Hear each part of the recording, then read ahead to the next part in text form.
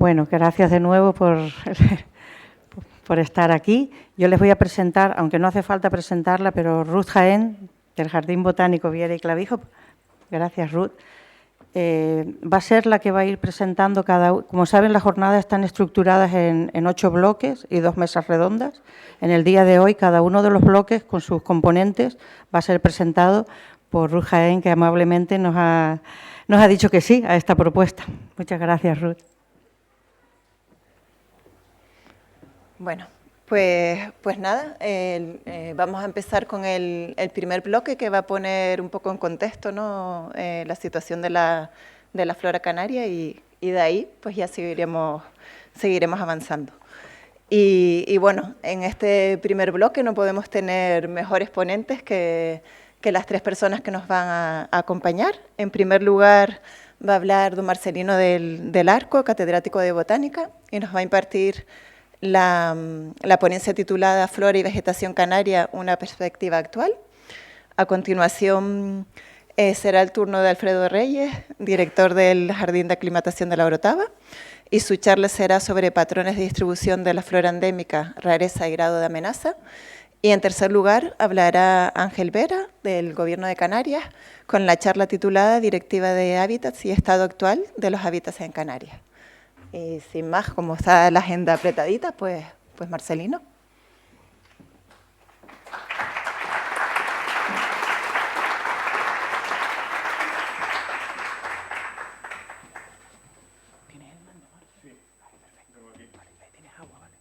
Vale, gracias. Hola, buenos días a todos. En esta ponencia que presento, titulada Flora y Vegetación Canaria, fundamentalmente me referiré a la vegetación. Ya vendrán otros después que se refieran a la flora, y yo fundamentalmente a la vegetación. Significarles que la vegetación son los conjuntos particulares a que da lugar la combinación de determinados elementos de la flora, ligados a un medio ambiente particular.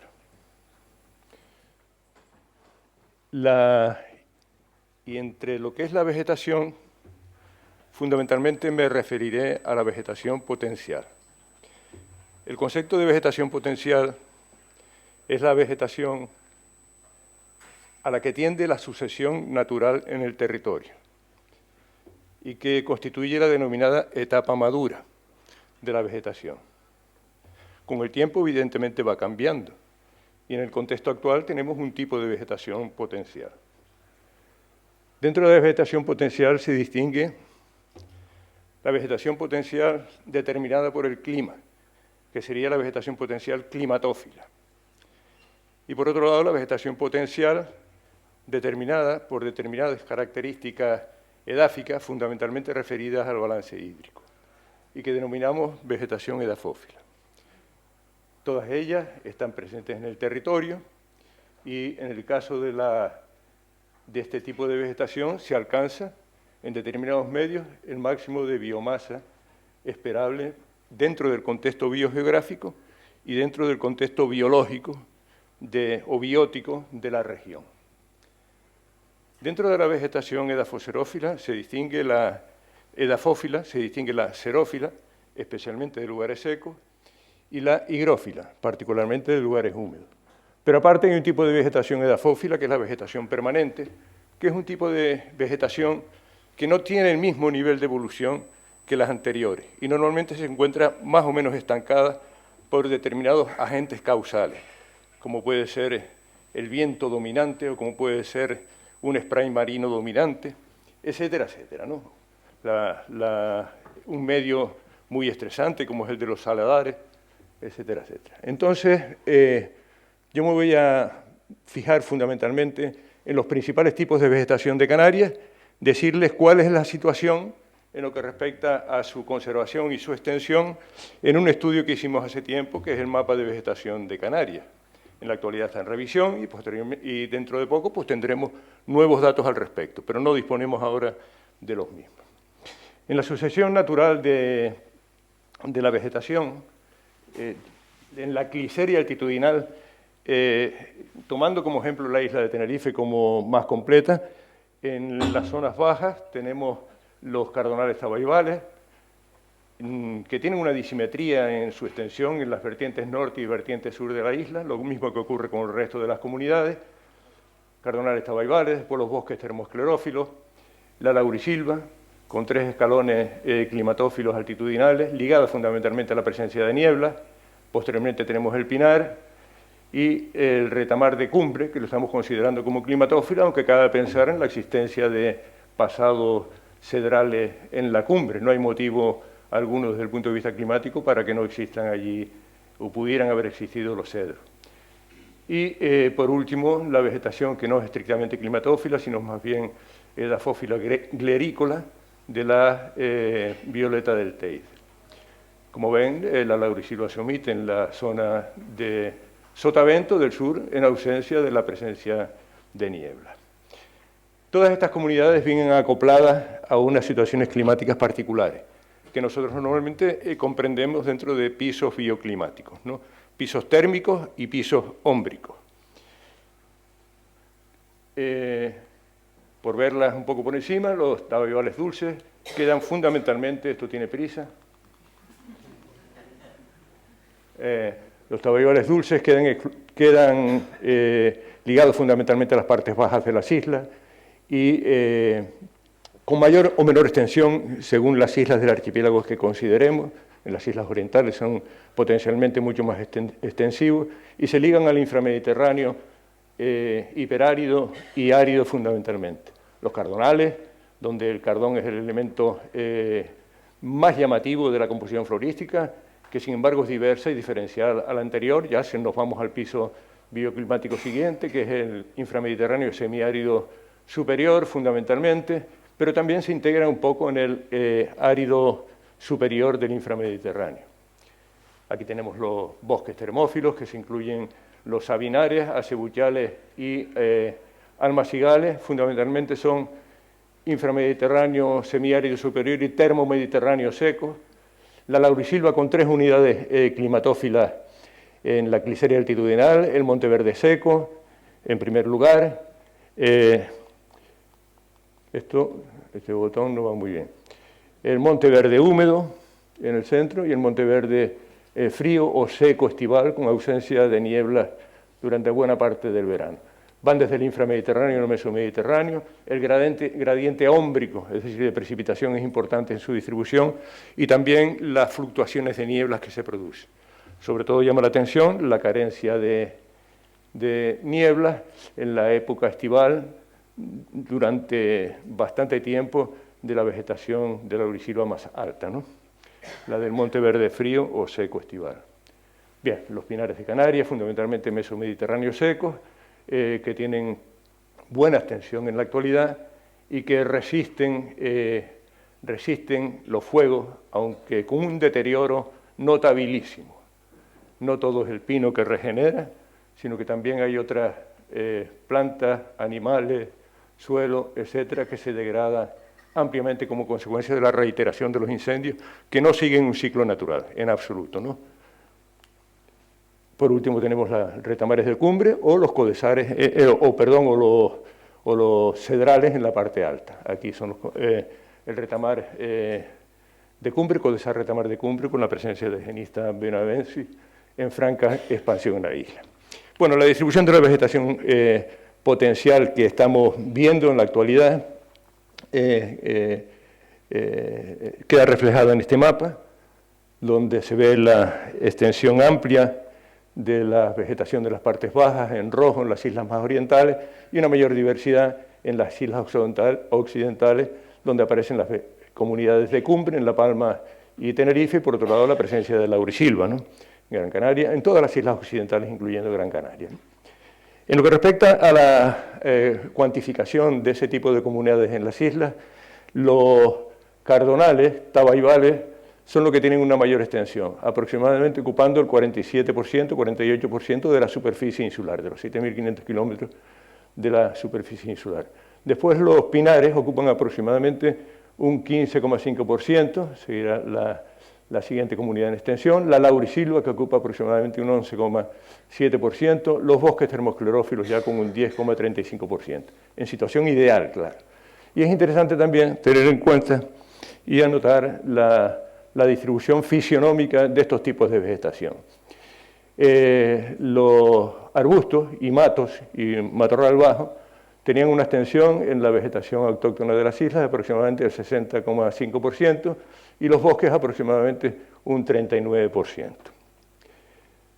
Bien, pero no solamente son estas comunidades las que existen y que constituyen hábitats para la vida de nuestra rica biota, sino que hay otras comunidades, algunas de ellas autóctonas, que forman parte de las series de vegetación que conducen hacia la etapa madura, y después, por otro lado, también comunidades de degradación, que también albergan determinado tipo de biota muy característica, que aunque no sea nuestra, pues contribuyen en cierta medida al incremento de la flora de nuestras islas.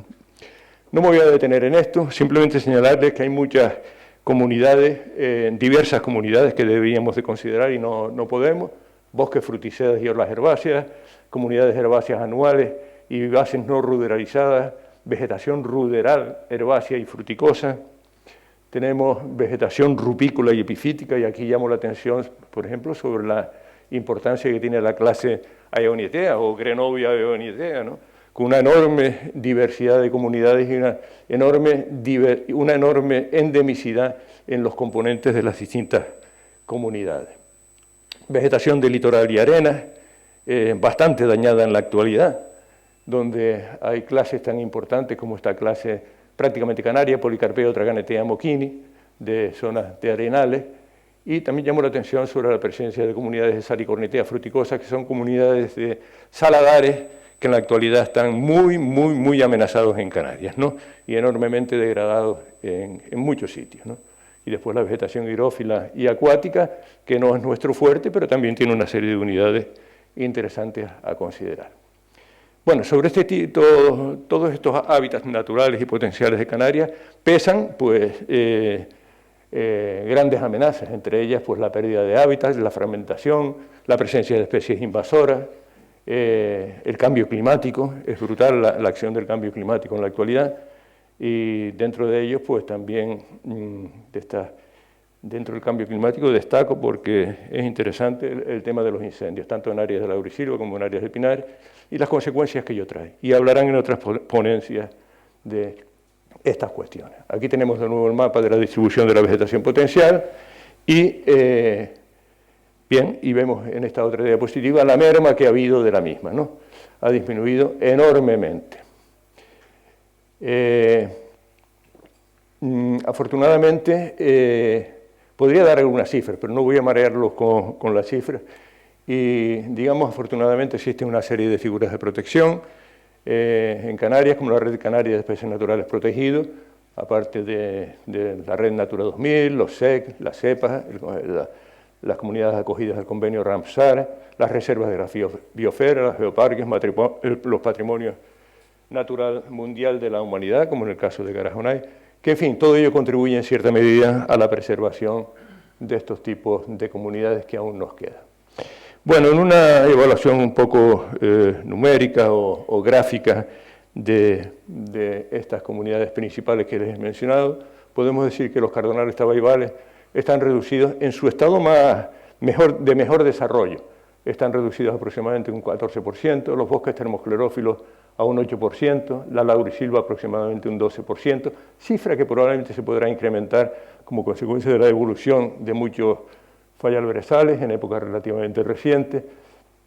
Después tenemos el caso de los retamares de cumbre, que están bastante bien conservados, a pesar de que últimamente ha habido ciertos retrocesos como consecuencia de incendios, ¿no? Bueno, y hay otras muchas comunidades potenciales, aquí marcadas, que en un mayor o menor grado de desarrollo, pero fundamentalmente cabe decir que bastante deterioradas.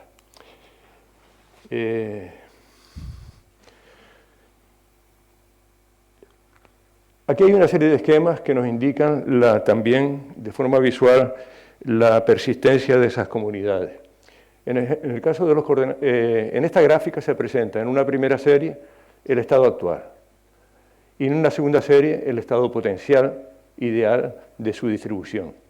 Y vemos cómo ha retrocedido todo enormemente, en el caso de los tabaibales cardonales. Las islas donde aquí está representado por islas, y aquí también. Las islas en las que aún quedan grandes extensiones son Gran Canaria y Tenerife, pero también pues, La Palma y El Hierro pues, nos queda cierta cantidad. Aquí en Lobos esto es engañoso porque, claro, la superficie es muy pequeña, ¿no? Aquí se presentan numéricamente las cantidades que restan y por otro lado aquí está por islas lo que alberga cada una de las islas en función de la superficie total del archipiélago, ¿no? De este tipo de la superficie total de lo que nos resta de vegetación potencial. Bueno, esto lo paso muy rápido. En el caso de los tabibales cardonales podría incrementarse la cifra de sus cantidades si incluimos, además de la vegetación más pura, la vegetación de la principal unidad de sustitución inmediatamente inferior a la etapa madura, ¿no? Y son las islas de Gran Canaria y Tenerife pues las que más destacan en eso. Los bosques termosclerófilos totalmente depauperados, afortunadamente en la actualidad sometidos a ciertos programas de recuperación.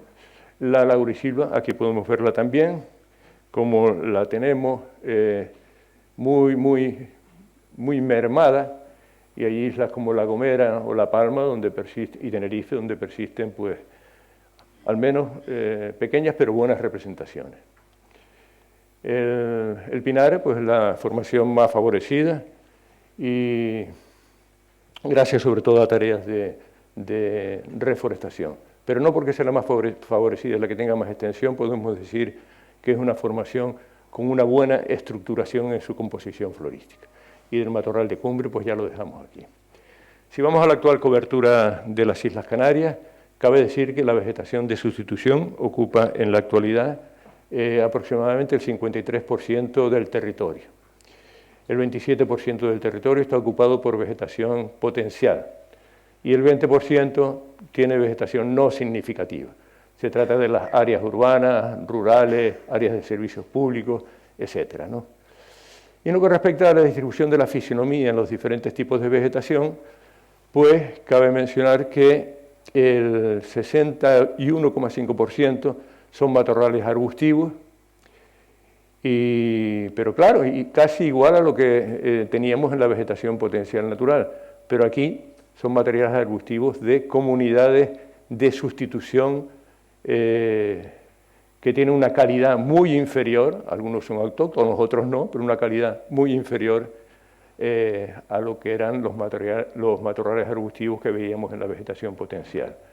Posteriormente, los bosques ocupan aproximadamente el 14,5% y el medio rural, urbano, etcétera, con vegetación no significativa, aproximadamente 20,4%.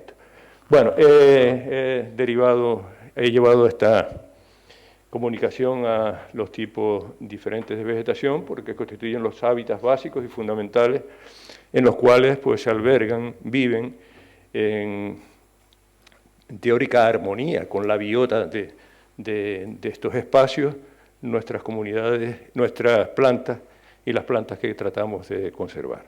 Vale, muchas gracias a todos.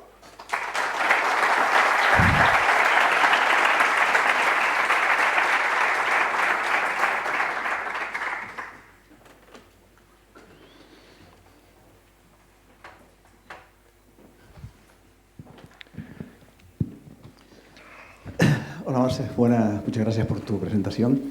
Una pregunta en relación al concepto de vegetación potencial y cambio climático. Ese trabajo que has expuesto, que sí, es conocido desde hace bastante tiempo, sí, creo que refiere a las variables climáticas utilizadas durante un periodo de tiempo, no sé si fue entre el 99 y el 2000 o lo que sea, ¿no? Y surgen estos mapas. He visto que recientemente Alvarado y colaboradores, tú eres uno de ellos, sí, han hecho una revisión en Tenerife y efectivamente sale un mapa de vegetación potencial un poco diferente porque el cambio climático está ahí y está haciendo cambiar las variables, ¿no? Con lo cual entiendo que estamos hablando de el concepto dinámico de vegetación potencial, que me parece muy interesante, muy acertado, ¿no? Pero, y ello, me pregunto, ¿nos puede llevar a la necesidad periódicamente de revisar los mapas de vegetación potencial a medida que el cambio climático va avanzando. O sea, que ya no estamos en la idea aquella que la vegetación potencial es algo estático hacia lo que vamos, sino estamos en el concepto de vegetación potencial dinámica, que puede ir cambiando década tras década. ¿Es correcto esto? Sí, es correcto. O sea, la vegetación potencial no es una vegetación... Es estable durante un cierto tiempo, pero el seno de la biosfera está sometido en continuo. Y entonces tienes que establecer, para entendernos y para poder clasificar la vegetación, unos espacios temporales. Los espacios temporales en la actualidad se nos van porque es tan rápido el cambio climático que podemos generar, por ejemplo, mapas, y se están generando, Juan José García Alvarado está trabajando en ello, ¿no? Se van generando mapas de pisos bioclimáticos donde se observa una evolución enorme, pero en plazos temporales relativamente cortos. Y a esa evolución de los mapas bioclimáticos pues va asociada la posible ubicación de la vegetación potencial, que también se desplaza. En tanto en cuanto ese tipo de vegetación mantuviese los mismos requerimientos que tenía antes, porque también los requerimientos vegetales de las plantas van cambiando, influidos por las condiciones climáticas, ¿no? Es un problema difícil, pero sí, evidentemente no son estables las unidades de vegetación potencial y la temporalidad es interesante considerar. Y como consecuencia de los cambios súbitos del cambio climático, más rápido van a cambiar. También hay otra cuestión, que es la integración de plantas en el territorio, que incluso podrían ser no autóctonas del territorio, y que se pueden incorporar a las comunidades características canarias, y eso ha ocurrido ya en distintos archipiélagos macaronésicos, y no por ello hay que alarmarse. Bueno, se incorporan, se integran y constituyen nuevas comunidades o simplemente se integran en nuestras comunidades, ¿no? Y puede cambiar la composición florística. Lo mismo que la composición florística que observamos en la actualidad, probablemente está algo, o mucho, no lo sabemos, distorsionado con la composición florística que tuvo la vegetación prístina de Canarias hace 2 milenios o 3 milenios, ¿no? No lo sabemos.